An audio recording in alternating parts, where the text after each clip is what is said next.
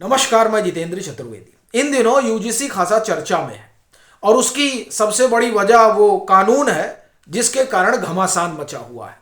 जो समर्थक हैं भाजपा के वो सोशल मीडिया पर अपनी बात रख रहे हैं और जो पत्रकार हैं वो बाकायदे यूट्यूब पर अपनी असहमति जाहिर कर रहे हैं और जो सिटीजन जर्नलिस्ट हैं वो भी बड़ी बेबाकी से अपनी राय रख रहे हैं और सरकार को कटघरे में खड़ा कर रहे हैं। कह रहे हैं कि साहब ये जो इक्वलिटी के नाम पर कानून लेकर आई है सरकार, वो असल में समान वर्ग के उत्पीड़न का एक तरीका है। प्रश्न यह है कि जिस भाजपा को कटघरे में खड़ा किया जा रहा है, क्या उसको यह पता नहीं है कि ये जो कानून लेकर आए हैं इससे हमको नुकसान होगा? क्या उसे यह मालूम नहीं है कि जिन लोगों की यह पार्टी कही जाती वो तो सामान्य वर्गीय हैं? तो क्या वो जानबूझकर अपने मूल पर चोट कर रही है? नहीं। देखिए, कहानी एकदम अलग है। जो दिखाई दे रहा है वो कम से कम नहीं है। फिर कहानी क्या? आप कहेंगे अब नया क्या लेकर आए हैं? क्या आप कहेंगे ये मोदी का मास्टर स्ट्रोक है? नहीं, ये मसला मास्टर स्ट्रोक का नहीं है। ये मसला निपटाने का है उनको जो पार्टी के भीतर सियासत कर रहे हैं, उनको करीने से बाहर कर देना है। अब उसमें मैं आपको दो तीन चीजें बताता हूं। पहला जो सबसे बड़ा उदाहरण है वो ये कि चुनाव कहां होने जा रहा है। देखिए, पश्चिम बंगाल में इसका कोई असर नहीं पड़ेगा। असली जो राज्य है जहां इसका असर पड़ने वाला है और पड़ेगा भी, वो है उत्तर प्रदेश। और देखिए, जब बात आप इस एक्ट की करते हैं तो इस एक्ट से सबसे ज्यादा जो प्रभावित होंगे वो समान वर्ग, और समान वर्ग में भी देखिए जो ब्राह्मण और क्षत्रिय हैं वो इस समय सबसे ज्यादा उन्होंने मोर्चा खोल रखा है इस एक्ट को लेकर, और वो सबसे बड़े वोटर हैं उत्तर प्रदेश में बीजेपी के। तो क्या होगा? नाराजगी कहां निकाली जाएगी?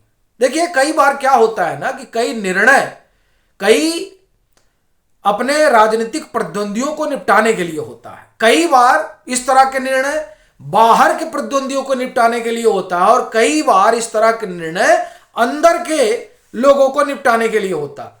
मेरा यह मानना है कि ये जो कानून लाई है बीजेपी सरकार, वो अबोध नहीं है। उसको पता है कि इस कानून का असर क्या होगा। अब आप उत्तर प्रदेश में लीजिए। उत्तर प्रदेश में 12 से 14% ब्राह्मण है, ठीक है साहब, यानी कुल आबादी का 3 से 4 करोड़। ये भाजपा का सबसे ज्यादा झंडा उठाकर चलते हैं और भाजपा के लिए सबसे ज्यादा अभियान चलाते हैं। क्या बीजेपी को यह पता नहीं है कि अगर इस तरह का हम कानून लाएंगे तो ये उत्तर प्रदेश का ये जो सबसे बड़ा वर्ग है, ये जो सबसे बड़ी बिरादरी है, वो नाराज हो जाएगी? ठीक उसके बाद में क्षत्रिय आते हैं। क्या उनको यह पता नहीं कि इसकी वजह से क्षत्रिय नाराज हो जाएंगे? क्या यह ना माना जाए कि दरअसल यह कानून नाराज करने के लिए ही लाया गया है, क्योंकि लोकसभा का चुनाव तो 2029 में होना है, तब तक सेट हो जाएगा सब। देखिए, यह जो कानून है ना, यह हमसे और आपसे ज्यादा भाजपा का आला कमान जान रहा है, खासतौर से वो आला कमान जो 2014 के बाद चुनाव हार ही नहीं रहा है, ठीक है, और जहां हार रहा है वहां सरकार बना ले रहा है। तो वो ये नहीं जानता है कि इस कानून से क्या असर पड़ेगा, उसके मूल पर क्या चोट होगी। उसको पता है, और उसको यह भी पता है कि इसका असर सबसे ज्यादा कहां होगा। और जैसा कि मैं अभी पीछे जो हमने योगी आदित्यनाथ पर एक कार्यक्रम किया था उसमें भी हमने इस बात को रेखांकित किया था कि मामला उत्तर प्रदेश में अपनी सरकार गंवाने का नहीं है, मामला अपनी सीटें थोड़ा कम करने का है। और वो सीटें इसलिए कम की जा रही हैं क्योंकि जो एक उत्तराधिकार की लड़ाई बीजेपी के भीतर चल रही है कि नरेंद्र मोदी के बाद कौन, तो उसमें आगे बने रहना है। और उसके लिए जरूरी यह है कि जो क्षेत्रीय छत्रप हैं उनको रोका जाए, उनके पर कतरे जाए।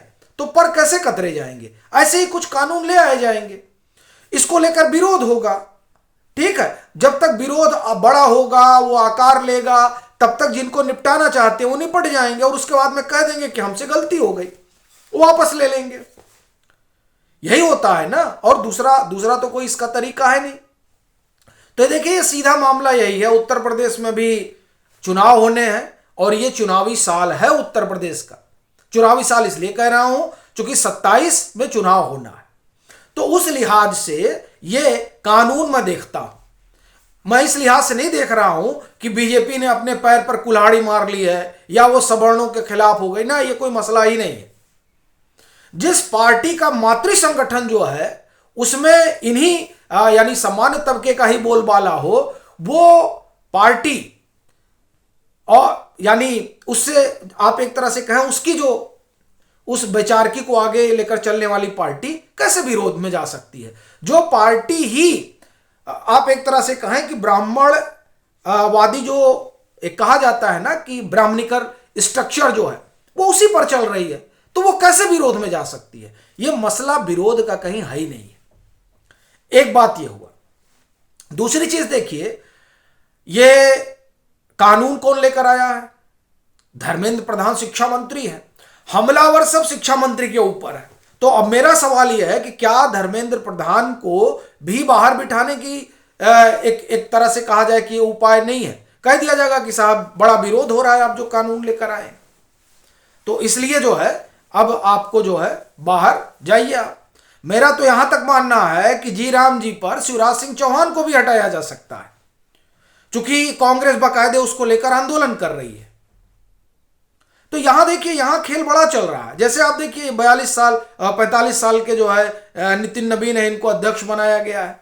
वो 45 साल के हैं, उनको ही क्यों बनाया गया है? आपको एक चीज और बताता हूं। आप लोग बड़ी बात कर रहे हैं, अर्णव गोस्वामी एंटी बीजेपी हो गए, एंटी बीजेपी हो गए। अर्णव गोस्वामी ने स्पष्टीकरण भी दिया कि मैं कोई एंटी वंटी नहीं हूं, लेकिन खैर हम उस पर ना जाए। मेरा यह कहना है कि पिछले 11 साल में आपने ये देखा है कि किसी चैनल पर कोई खबर चली हो और उसके बाद में इस सरकार का मंत्री आकर स्पष्टीकरण दे रहा हो? कभी नहीं हुआ है। अरावली के मामले में ही हुआ है। खाली अरावली का मसला अर्णव गोस्वामी ने उठाया और उसके बाद में भूपेंद्र यादव को सफाई देनी पड़ी। क्यों देनी पड़ी भैया? इससे पहले तो तमाम तरह के ऐसे आरोप लगे और ऐसी खबरें हुई हैं, कोई मंत्री बाहर निकलकर बताने नहीं आया। आप देखिए पीएम पर ही किस तरह से पीएम पर छीटा कसी हुई।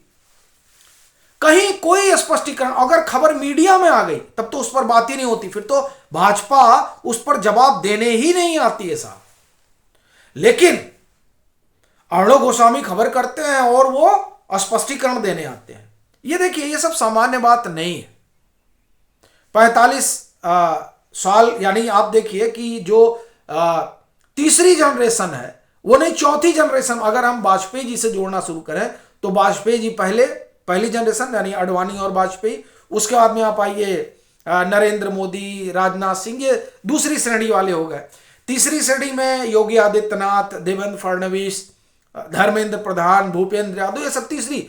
चौथी पीढ़ी में आते हैं नितिन नवीन, उनको बनाया गया है। यानी जिस तीसरी पीढ़ी को आगे बढ़ाना था उस तीसरी पीढ़ी को बाईपास करके सीधे चौथी में चले गए। तो ये तो साफ दिखाई दे रहा है कि तीसरी पीढ़ी के कई नेताओं का नंबर कटेगा।